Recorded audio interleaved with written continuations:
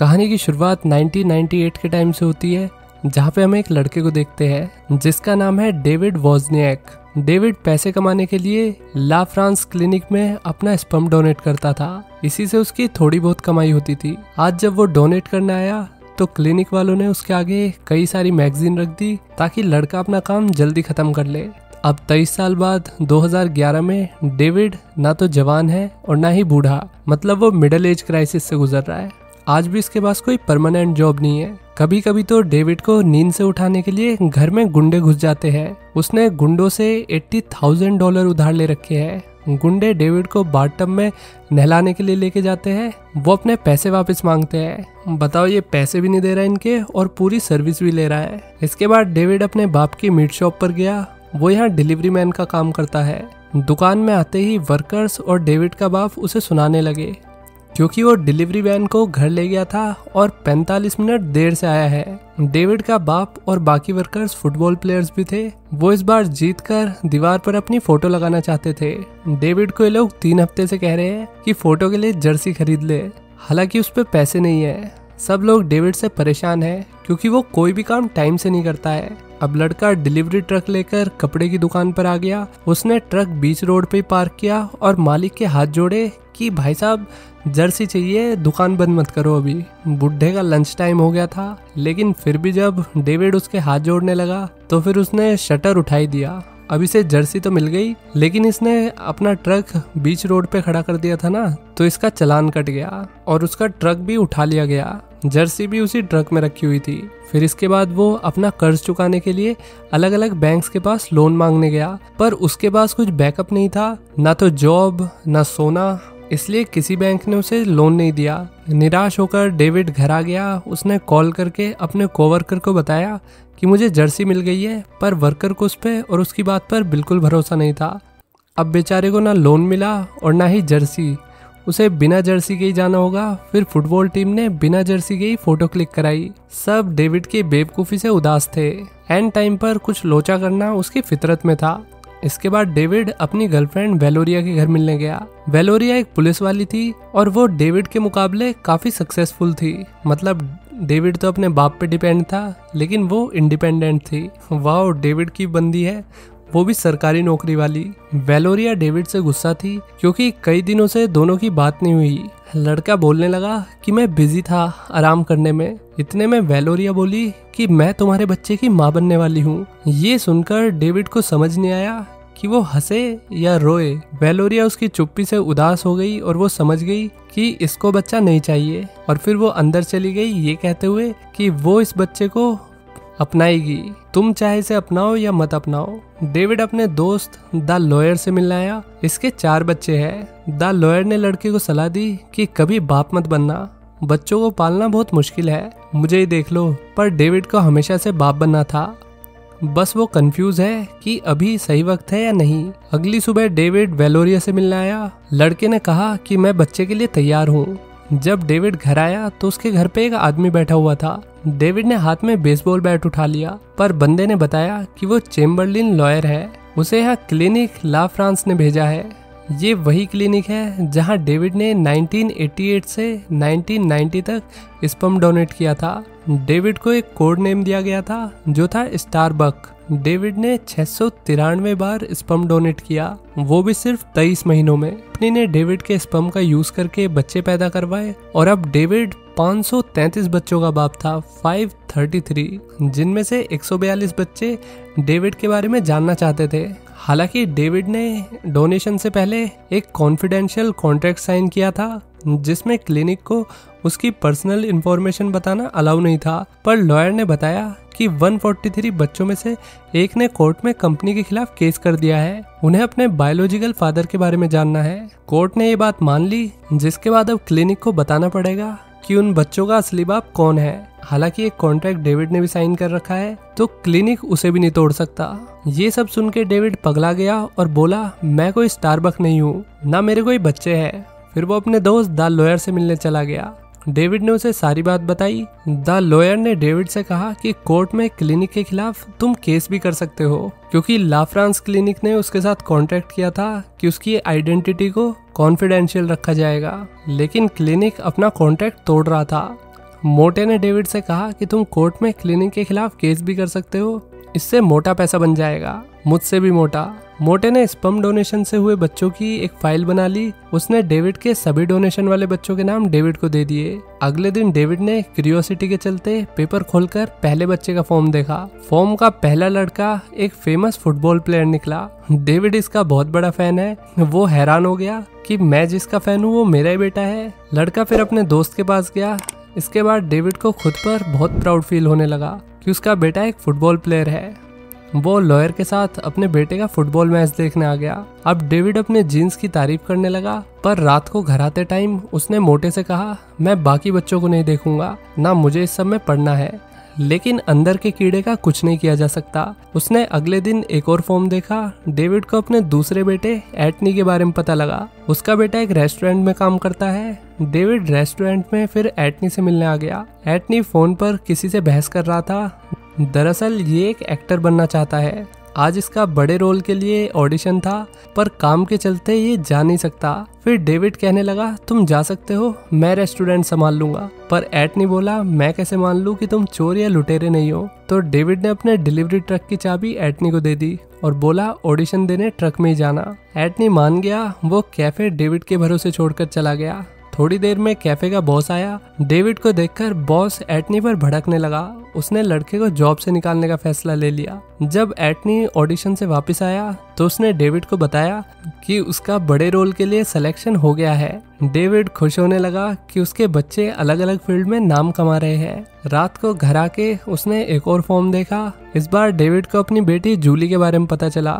David pizza delivery man बनके जूली के घर उसे देखने गया। लड़की फोन पे किसी पर चिल्ला रही थी। जब डेविड घर के अंदर देखने गया तो जूली ओवरडोज लेकर झूम रही थी। झूम तो नहीं रही, इसलिए डेविड जल्दी से जूली को हॉस्पिटल लेके आ गया।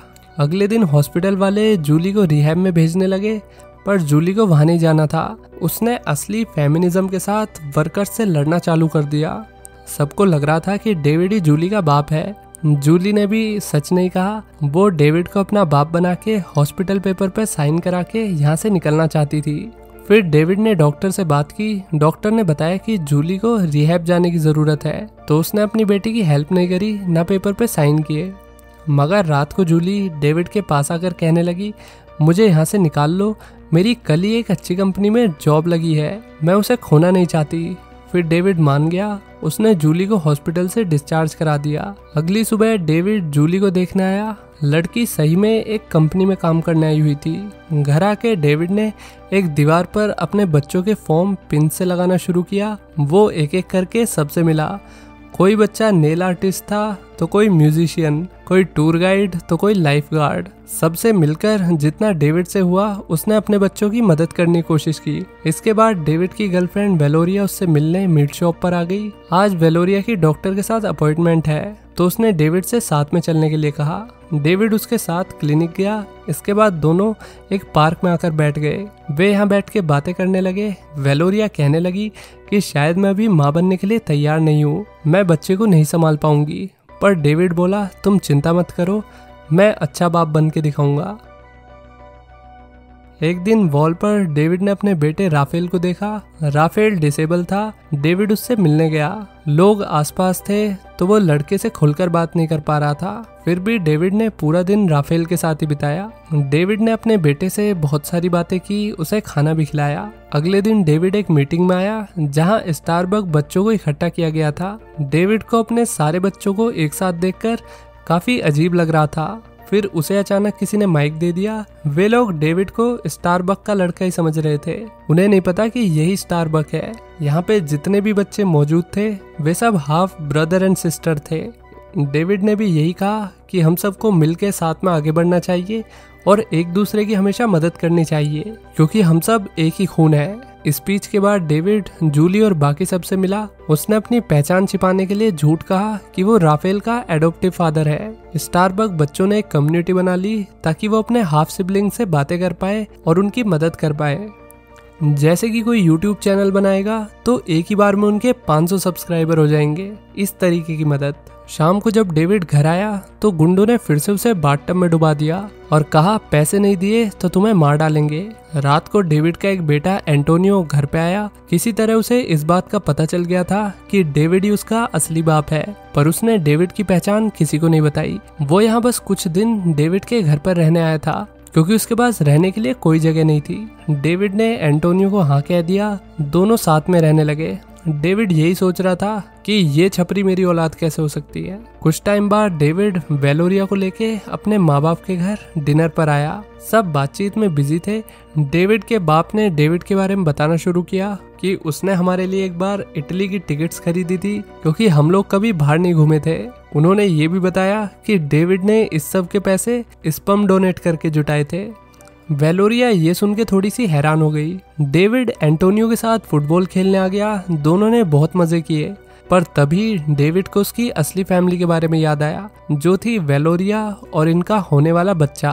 अगले दिन डेविड के बच्चों ने एक पिकनिक रखी जिसमें सबने डांस किया, कूदे, खाना खाया, मजे किए। ये इतनी बड़ी पार्टी थी कि न्यूज़पेपर में इसकी खबर छप गई। मीडिया ने न्यूज़ में स्टारबक बच्चों को गंदी तरीके से दिखाया। उन्होंने इसको ऐसे प्रेजेंट किया कि स्पर्म डोनेशन जैसी चीजें करके पैसे कमाने के लिए कुछ लोग समाज में गंदगी फैला रहे हैं। जब डेविड ने वेलोरिया से पूछा कि वो स्टारबक के बारे में क्या सोचती है, तो उसने बताया कि अगर मुझे स्टारबक जैसी चीजें करनी पड़ती तो मेरे में और प्रोस्टिट्यूट में कोई फर्क नहीं रह जाता।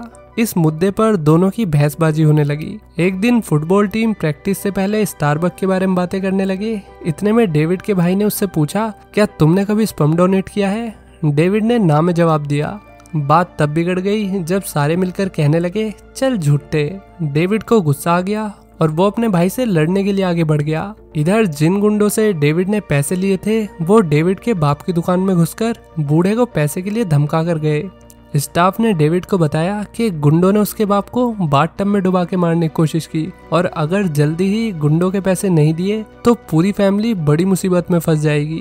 डेविड अपने दोस्त द लॉयर के पास आ गया। अब वो क्लिनिक के खिलाफ उसके स्पर्म को गलत तरीके से यूज करने के लिए केस करने को रेडी हो गया। डेविड और मोटे ने प्लान बनाया।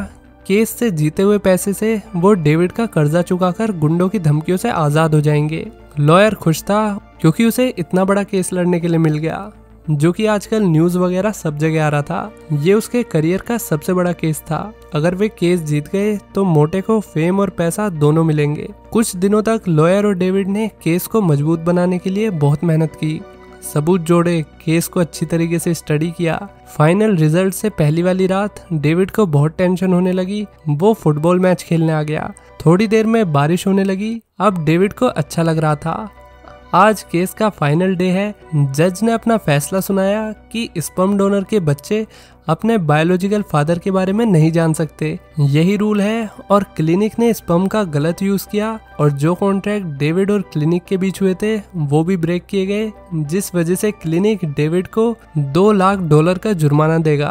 केस जीतकर डेविड घर पर नाचने लगा। इधर लॉयर अपने बड़े केस को जीत के लाइमलाइट में आ गया था। मीडिया वाले उसके चारों तरफ थे क्योंकि उसको कवर करना काफी मुश्किल था, इसलिए सारे मीडिया वाले चारों तरफ से उसका कवरेज ले रहे थे।